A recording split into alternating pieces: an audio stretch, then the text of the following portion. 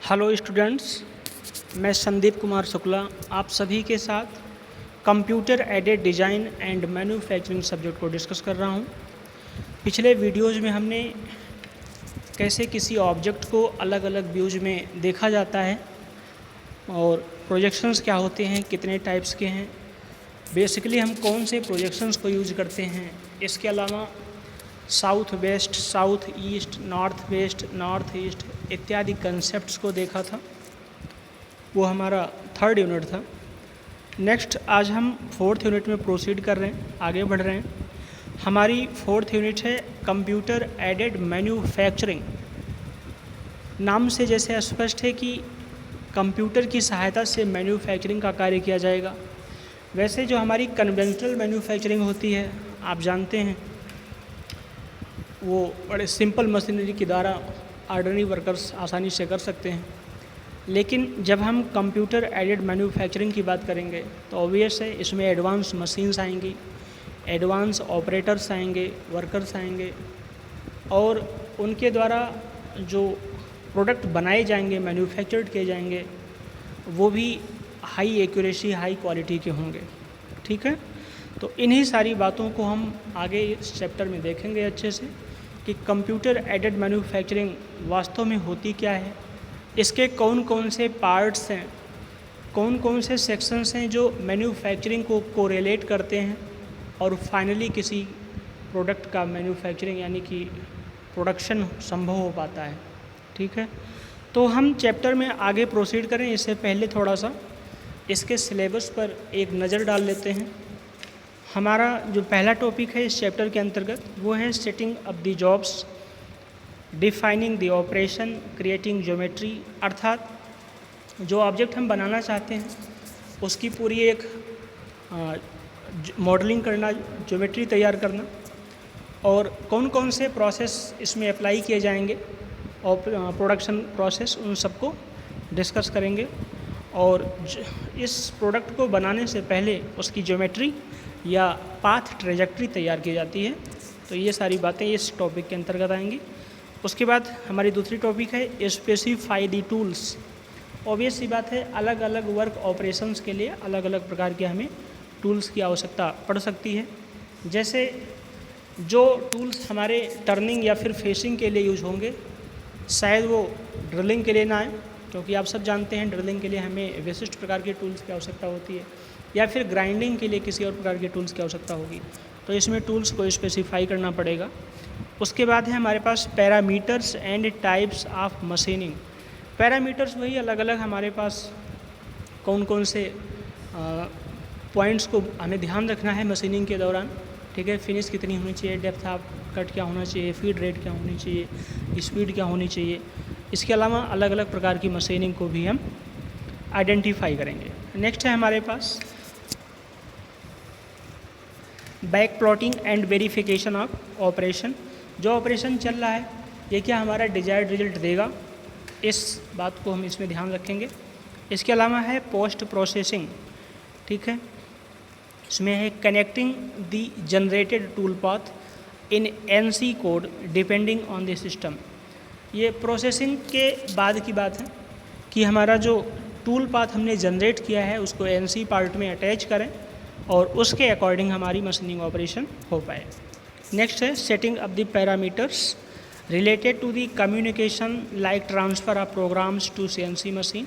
इसमें हम कई सारे जो हमारे डिजिटल या फिर ऐसे कह सकते हैं कि जो ऑनलाइन मीडिया हैं, जैसे कि डिज़ाइन हो गई, प्रोग्राम्स हो गए, इन सबको किस प्रकार से एनसी या सीएनसी मशीन्स में उन रिलेटेड सॉफ्टवेयर से इसमें ट्रांसफ़र करते हैं।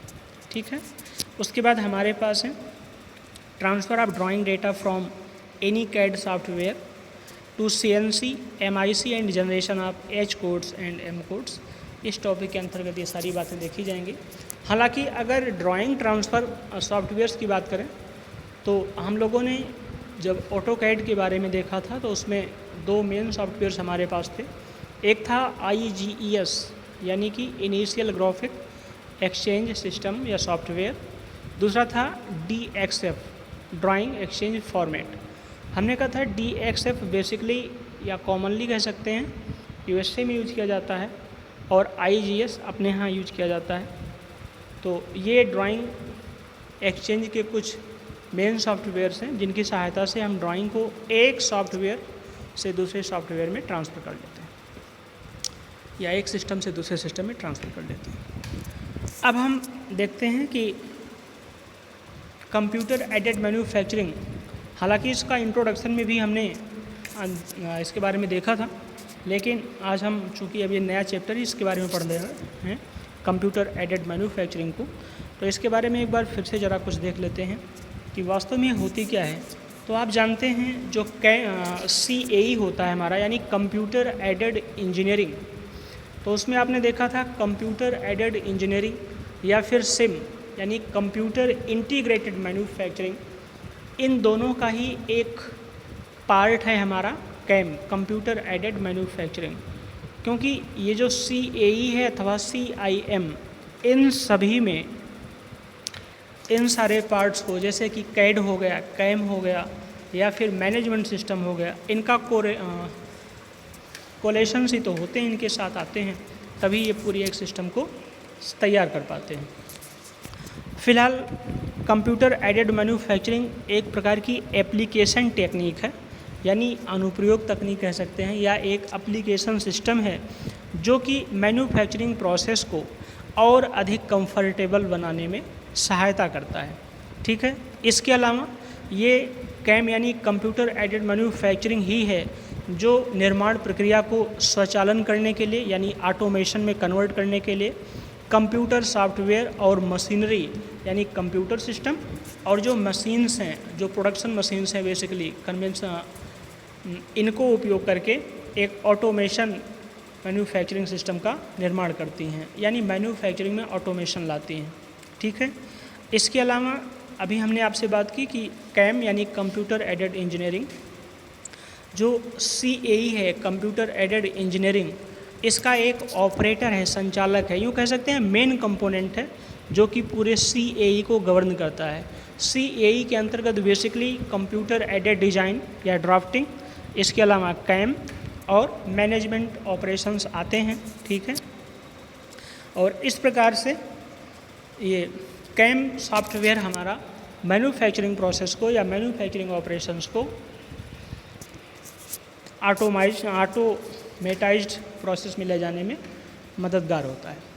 ठीक है, इसके साथ ही साथ अगर कैम की बात करें तो कैम मटेरियल्स हैंडलिंग सिस्टम को यानी मटेरियल्स रिक्वायरमेंट के अलावा इसमें टाइम कंट्रोल और रोबोटिक्स प्रोसेस भी शामिल होती है, जो अल्टीमेटली मैन्युफैक्चरिंग प्रोसेस को ऑटोमेशन की तरफ प्रोसीड करते हैं। ठीक है, कैम के द्वारा जो प्रोडक्शन रेट है ये इंक्रीज्ड हो जाती है और रॉ मटेरियल्स की जो रिक्वायरमेंट है वो भी एक स्टेबल पोजीशन में आ जाता है, अर्थात हमें जितने रॉ मटेरियल्स की आवश्यकता होती है उसी प्रकार के या उतने ही रॉ मटेरियल्स की इन्वेंट्री की जाती है। हमें एक्सेस रॉ मटेरियल्स या अधिक प्रकार के रॉ मटेरियल्स की इन्वेंट्री करने की कोई आवश्यकता नहीं पड़ती है, जो कि हमारी रेवेन्यू को ब्लॉक होने से बचाता है। इसके अलावा इसमें टूलिंग एक्यूरेसी बहुत अच्छी होती है, यानी जो टूल्स होते हैं हमारे एक्यूरेट टॉलरेंसेस के साथ कंपोनेंट्स का निर्माण करते हैं और इस प्रकार से हमारा प्रोडक्शन और प्रोडक्शन कैपेसिटी दोनों ही इम्प्रूव्ड हो जाती है, बढ़ जाती है। तो अगर हम कैम के द्वारा अपने प्रोडक्शन के इम्प्रूवमेंट में बात करें कि क्या क्या चीज़ें में इम्प्रूव होता है, कौन कौन सी चीज़ें में मॉडिफिकेशन किया जाता है, सुधार किया जाता है, तो वह हमारा है production rate, productivity, tooling accuracy, material requirement. ठीक है, और यही सब प्रक्रिया कहीं ना कहीं हमारे पूरे मैन्युफैक्चरिंग सिस्टम को ऑटोमेशन की तरफ प्रोसीड करती हैं। ठीक है, हालांकि ये सारी बातें जो हम अभी आपसे डिस्कस कर रहे हैं आपके इस PDF फॉर्मेट में थ्योरेटिकली मेंशन्ड हैं, इसे आप आसानी से देख सकते हैं और इसे फिर समझ सकते हैं। ठीक है, कंप्यूटर एडेड मैन्युफैक्चरिंग एक एप्लीकेशन टेक्निक है जो विनिर्माण प्रक्रियाओं को सुविधाजनक यानी कंफर्टेबल बनाने और स्वचालन को करने के लिए कंप्यूटर सॉफ्टवेयर और मशीनरी का उपयोग करता है। तो अभी जो बातें हमने आपसे डिस्कस किया वही सारी चीज़ें इसमें थ्योरेटिकली मेंशन्ड हैं, उसे आप आसानी से देख सकते हैं, कोई प्रॉब्लम नहीं आने वाली है, ठीक है। पर कैम का जो काम है मुख्यतः तो आप समझ चुके होंगे, कैम एक इंटीग्रेशन करता है किसका, मशीन्स का और कंप्यूटर प्रोग्राम्स का, और दोनों आपस में कोरिलेट करके पूरी मैन्युफैक्चरिंग प्रोसेस को ऑटोमेशन की तरफ ले जाते हैं, जिसका उद्देश्य होता है कहीं ना कहीं हमारी प्रोडक्टिविटी को इम्प्रूव करना, ठीक है। नेक्स्ट है हमारे पास कि कैम मैनेजमेंट सिस्टम यानी प्रबंधन का भी काम करता है। मटेरियल ट्रैकिंग यानी मटेरियल्स को देखता है, कितनी हमारी इन्वेंट्री है, कहाँ से मटेरियल्स आ रहा है, कितने मटेरियल हमारे एग्जिट हो रहे हैं, ठीक है।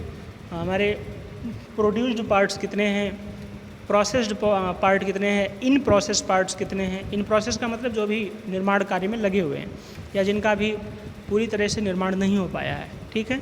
इसके अलावा प्लानिंग भी हम इसमें करते हैं, और ट्रांसपोर्टेशन के अतिरिक्त ऑटोमेशन के लिए कंप्यूटर ऑपरेशन का कार्य भी आसानी से करते हैं, और इस प्रकार से मैन्युफैक्चरिंग प्रोसेस को अल्टीमेटली ऑटोमेशन यानी स्वचालन की तरफ अग्रसर कर देते हैं। हालांकि पिछली बार जब हमने कैम की बात किया था तो कैम में देखा था कि कैम की ये प्रोडक्शन प्लानिंग और प्रोडक्शन कंट्रोल दोनों ही कार्य को संभाल लेता है। यानी किसी प्रोडक्ट को मैन्युफैक्चर करने से पहले, उसको निर्माण करने से पहले जो प्रोसेस हमें करना है उसकी प्लानिंग, और प्रोसेस को प्लान करने के बाद जब उसे हम एग्जीक्यूट करते हैं तो वो किस प्रकार से अपने ऑब्जेक्ट को या अपने रिजल्ट को रिजल्ट ओरिएंटेड प्रोग्राम देता है या फिर अपने एम को अचीव करता है, इस बात को प्रोसेस कंट्रोल के तहत हम ऑब्जर्व करते हैं। और अगर कोई वेरिएशन आता है इनपुट और आउटपुट में, अर्थात जो इनपुट हम दे रहे हैं रिक्वायर्ड आउटपुट के लिए, अगर उसमें कोई वेरिएशन आता है तो फिर नेसेसरी करेक्शंस भी इसके द्वारा किया जाता है, ठीक है। तो ये सारी बातें हमारी कंप्यूटर एडेड मैन्युफैक्चरिंग से संबंधित हैं। इसके अलावा अगर हम आपसे बात करें तो कैम सॉफ्टवेयर कई क्रियाओं के माध्यम से काम करके मशीनिंग के लिए एक मॉडल तैयार करता है, जिसमें निम्नलिखित चीज़ें शामिल हो सकती हैं। पहली बात, जब हम अपनी कोई ड्राइंग इसमें अटैच करते हैं सिस्टम में, तो ये देखता है कि क्या जो ज्योमेट्री मॉडल ड्राइंग के द्वारा तैयार की गई है उसमें कोई करेक्शन करने की आवश्यकता है। अगर कोई करेक्शन की आवश्यकता है तो उसे वो ऑटोमेटिकली आसानी से करेक्ट करता है, उसके बाद फिर प्रोडक्शन सिस्टम के लिए रेडी करता है। दूसरा है, मॉडल के लिए एक टूल पाथ बनाना पड़ता है। ऑब्वियस सी बात है, यहाँ सारे जो कार्य होने हैं वो कंप्यूटरीकृत मशीनों के द्वारा होने हैं। इसमें जो टूल्स होंगे, एक बार जो ज्योमेट्री सेट की जाएगी उसी के अनुसार वो कार्य करेंगे, क्योंकि मैनुअल ऑपरेशन होना नहीं है। और अगर ज्योमेट्री रॉन्ग सेट हो गई है तो जो ऑब्जेक्ट बनेगा वो संभव है अंडर साइज या ओवर साइज भी बन सकता है। इसलिए टूल पाथ या टूल ज्योमेट्री डिसाइड करना बहुत ही आवश्यक हो जाता है। इसके अलावा इसमें कटिंग स्पीड, वोल्टेज इत्यादि को भी आसानी से रेगुलेट किया जाता है, ठीक है। तो इस कैम सिस्टम के अंतर्गत यानी कंप्यूटर एडेड मैन्युफैक्चरिंग के अंतर्गत पूरी चीज़ों को हम 2 स्टेप्स में पढ़ सकते हैं, अध्ययन कर सकते हैं। पहला है एनसी और सीएनसी प्रोडक्शन सिस्टम, एनसी अथवा सीएनसी प्रोडक्शन सिस्टम, और दूसरा है एनसी अथवा सीएनसी पार्ट प्रोग्रामिंग। अब ये एनसी क्या होती है, तो एनसी होती है न्यूमेरिकल या न्यूमेरिक कंट्रोल, ठीक है, यानी संख्यात्मक नियंत्रण या आंकिक नियंत्रण ऐसे कह सकते हैं। और दूसरा है सीएनसी यानी कंप्यूटर न्यूमेरिक कंट्रोल, अर्थात जो न्यूमेरिक कंट्रोल हैं लेकिन वो कंप्यूटर की सहायता से ऑपरेट होते हैं। तो हमारे पास कैम सॉफ्टवेयर, पूरे कैम सिस्टम को, कैम चैप्टर को पढ़ने के लिए 2 पार्ट्स में इसे हम बांट लेंगे। एक तो है एनसी प्रोडक्शन सिस्टम यानी प्रोडक्शन के लिए, और दूसरा पार्ट प्रोग्रामिंग, अर्थात प्रोडक्शन से पहले जो प्रोसेस करनी होती है या जो प्रिपेयरिंग करनी होती है वो क्या क्या हैं, एनसी मशीन्स क्या हैं, किस प्रकार से ये कार्य करती हैं, इनका ऑपरेशन किस प्रकार होगा, ये सारी चीज़ें हम एनसी प्रोडक्शन सिस्टम में देखेंगे। इसके बाद इस प्रोडक्शन को आगे फॉरवर्ड करने के लिए हमें किस प्रकार से प्रोग्रामिंग की आवश्यकता होगी या कौन कौन से प्रोग्राम सेट की आवश्यकता होगी, वो हम एनसी पार्ट प्रोग्रामिंग में देखेंगे। तो नेक्स्ट है हमारे पास अपना एनसी प्रोडक्शन सिस्टम, ठीक है। अब एनसी प्रोडक्शन सिस्टम में सबसे पहले हम एनसी मशीन्स देखेंगे, यानी कि संख्यात्मक नियंत्रण मशीन ऐसी मशीन जो संख्याओं की सहायता से कंट्रोल की जाती हैं, क्या कही जाएंगी? एनसी मशीन्स कही जाएंगी। और अगर एनसी मशीन्स यानी जो संख्यात्मक नियंत्रण मशीन्स हैं, इनको कंप्यूटर की सहायता से नियंत्रण किया जाए, ऑपरेट किया जाए, तो वो सीएनसी कहे जाएंगे। ठीक है, हालांकि हम सीएनसी की बात करें तो ये एक संख्यात्मक नियंत्रण मशीन है और संख्यात्मक नियंत्रण का मेन जो उद्देश्य होता है वो अंकों की सहायता से, अंकों अथवा अक्षरों, ठीक है, दोनों होते हैं हालांकि इसमें, यानी नंबर्स और लेटर्स दोनों की सहायता से किसी मशीन पर नियंत्रण स्थापित किया जाता है। संख्यात्मक नियंत्रण पद्धति से मशीनों एवं मशीन टूल को आसानी से कंट्रोल किया जा सकता है। इसमें निर्देशों को यानी इंस्ट्रक्शंस को टेप रीडर, इलेक्ट्रिक कमांड या कंप्यूटर के द्वारा मशीन्स को भेजा जाता है, जहां इन निर्देशों को इलेक्ट्रिक कमांड पार्ट प्रोग्रामिंग के नाम से आगे प्रोसीड करेगा और मशीन टूल को यांत्रिक कार्यों के लिए सक्षम बनाएगा, कंफर्टेबल बनाएगा। ठीक है, तो ये होती हैं एनसी कंट्रोल या न्यूमेरिक कंट्रोल या न्यूमेरिकल कंट्रोल।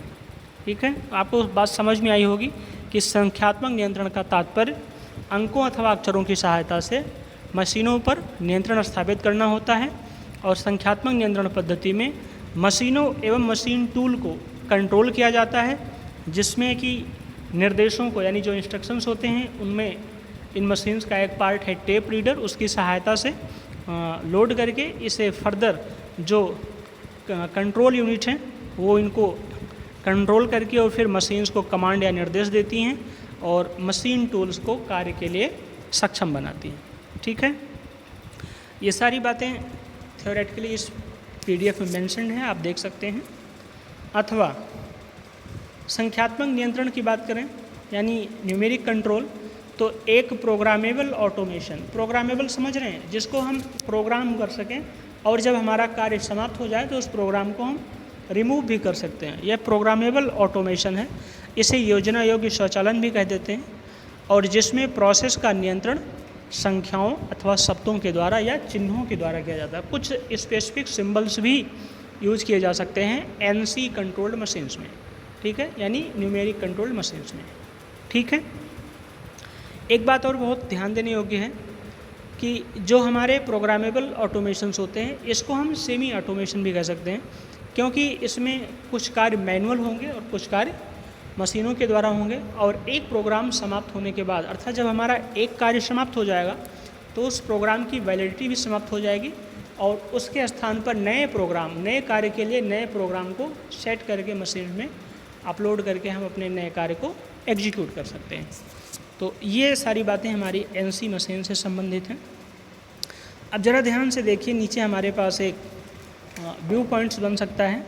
ये हमारा प्रोग्राम है इधर, और इस प्रोग्राम की सहायता से हमने मशीन कंट्रोल यूनिट को इंस्ट्रक्शंस अप्लाई किए, निर्देश दिए, और इन निर्देशों के अंतर्गत जो निर्देश दिया उसके अनुसार इस कंट्रोल यूनिट ने हमारी मशीन्स को, जो प्रोडक्शन मशीन्स हैं उनको आदेश दिए, और ऑपरेशन कार्य जो होना है वो यहाँ इस मशीन से आसानी से हो जाता है। ठीक है, तो ये पूरा प्रोसेस होता है। जो हमारा प्रोग्राम है उसे अपलोड किया जाता है कंप्यूटर्स में, जो कंट्रोल यूनिट की सहायता से मशीन्स को नियंत्रण में रखती हैं और ज़रूरी रिक्वायरमेंट जो प्रोडक्ट पर होना चाहिए, ज़रूरी जो वर्क हैं उसको एग्जीक्यूट करते हैं। ठीक है, अब इसके बाद हमारे पास ज़रा देखिए ध्यान से, जो नेक्स्ट पॉइंट है वो है elements components of NC machine, यानी किसी एनसी मशीन्स में कौन कौन से कंपोनेंट्स होते हैं, पार्ट्स होते हैं, ये देखना ज़रूरी है। तो चाहे वो सीएनसी हो अथवा एनसी हो, सीएनसी और एनसी में कोई अंतर नहीं विशेषकर, बस मेन पॉइंट ये है कि सीएनसी मशीन्स हैं वह एनसी मशीन्स ही हैं, बट वो नियंत्रण अब किसके द्वारा हो रहा है? कंप्यूटर्स के द्वारा हो रहा है, कंप्यूटर प्रोग्राम्स के द्वारा हो रहा है, तो उन्हें सीएनसी कह देते हैं। इनमें मेमोरी इत्यादि में थोड़ी डिफरेंस आ जाता है, क्योंकि सीएनसी की जो मेमोरी होगी वो ऑब्वियस है एनसी की मेमोरी से बहुत ज़्यादा होगी। ठीक है, अब एनसी या सीएनसी के जो पार्ट्स हैं उसमें सबसे पहला पार्ट आता है हमारा सीपीयू। सीपीयू नाम से आप अच्छे से परिचित होंगे, सेंट्रल प्रोसेसिंग यूनिट। उसके बाद दूसरा है ड्राइव सिस्टम, नेक्स्ट है टेप रीडर सिस्टम, उसके बाद फीडबैक सिस्टम और लास्ट में है मैनुअल ऑपरेशंस कंट्रोल।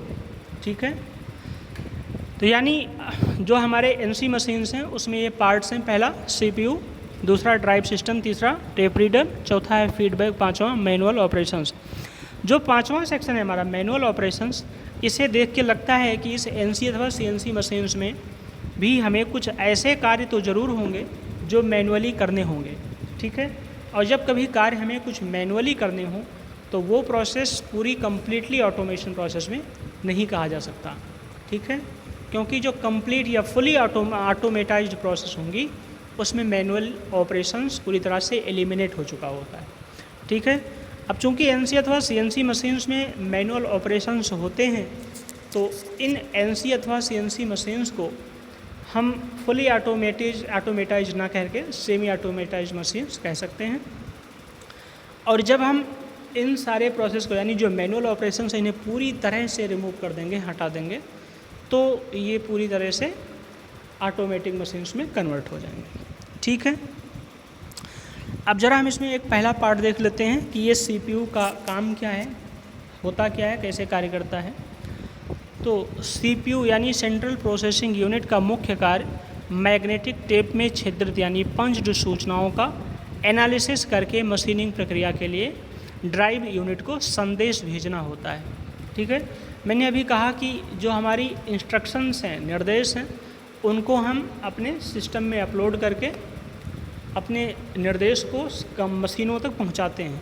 तो ये जो निर्देश हैं इनको एक मैग्नेटिक कॉर्ड पर, मैग्नेटिक प्लेट पर पंच कर दिया जाता है और फिर उसको इस मशीन में सेंट्रल प्रोसेसिंग यूनिट में अपलोड कर देते हैं, जहां पर इन इंस्ट्रक्शंस को वो एनालिसिस करते हैं और उसके अनुसार मशीनिंग प्रक्रिया के कार्य को आगे बढ़ाते हैं और ये आदेश वो ड्राइव यूनिट को देता है। ठीक है, यानी जो सीपीयू है वो इंस्ट्रक्शंस को एनालिसिस करने के बाद जो ज़रूरी निर्देश है वो ड्राइव यूनिट को देता है।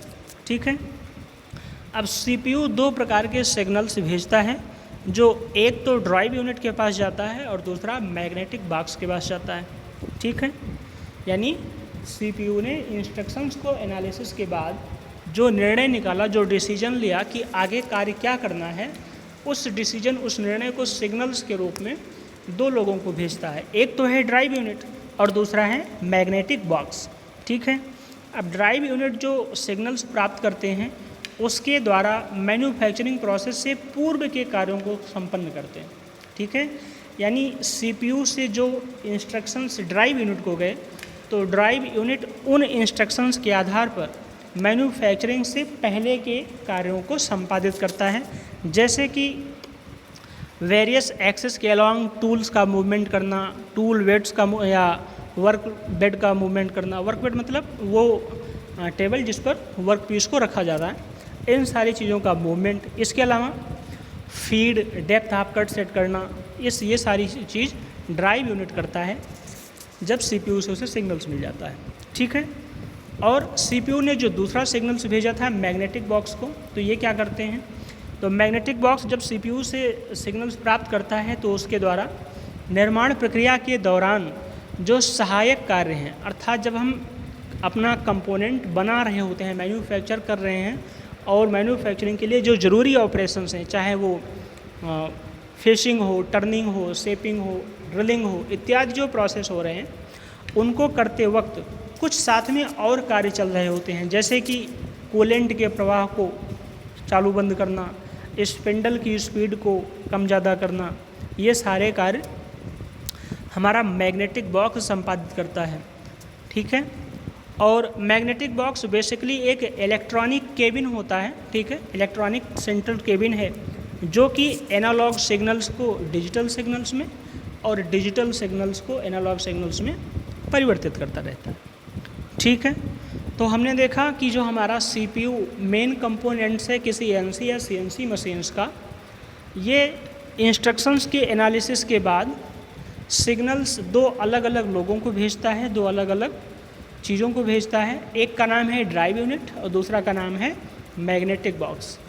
जो सिग्नल्स ड्राइव यूनिट्स को मिलते हैं, ड्राइव यूनिट्स उन सिग्नल्स के माध्यम से या उन सिग्नल्स के आधार पर प्री मैन्युफैक्चरिंग कार्य को संपादित करता है, जिसमें tools movement, tool bed work bed movement या वर्क टेबल मूवमेंट इत्यादि कार्य किया जाता है। इसके अलावा फीड, स्पीड इत्यादि को भी कंट्रोल किया जाता है। और मैग्नेटिक बॉक्स जो इन्फॉर्मेशन प्राप्त करता है CPU से, उसके आधार पर वो ऑक्सिलरी फंक्शंस को परफॉर्म करता है, यानी निर्माण प्रक्रिया के दौरान जो आवश्यक कार्य होते हैं उसे संपादित करता है। जैसे कि कूलेंट यानी शीतलक, क्योंकि आप जानते हैं जब कटिंग अथवा टेपिंग, ड्रिलिंग जो भी ऑपरेशंस होते हैं, इसके दौरान टूल और वर्क फेस का इंटरफेस होता है, ठीक है। टूल और वर्क पीस का इंटरफेस होता है, जिसकी वजह से फ्रिक्शन इत्यादि के कारण हीट जनरेट हो जाती है।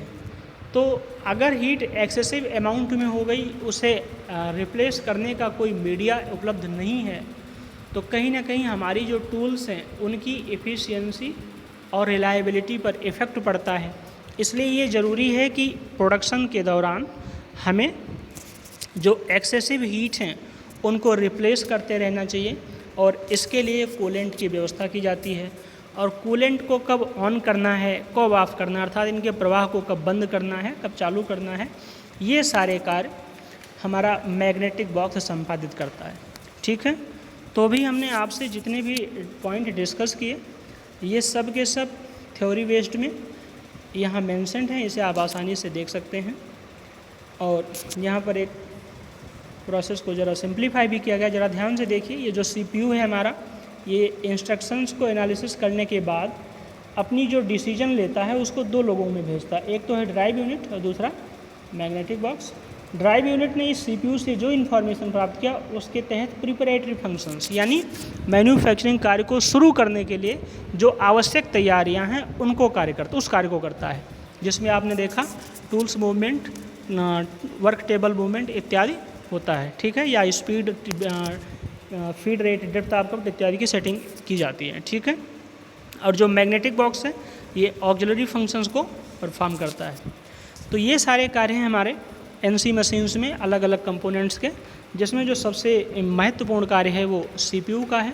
और CPU आपने देखा किस प्रकार से इंस्ट्रक्शंस को पहले एनालाइज करता है और तत्पश्चात उसके आधार पर अपने डिसीजंस को, कार्य को आगे बढ़ाने के लिए जो वो निर्णय लेता है, उसे फिर आगे दो मेन यूनिट्स यानी कि ड्राइव यूनिट और मैग्नेटिक बॉक्स को सेंड करता है, ठीक है। तो इस वीडियो में यहीं तक, इसके आगे के पॉइंट को हम नेक्स्ट वीडियो में डिस्कस करेंगे। तब तक के लिए थैंक यू सो मच।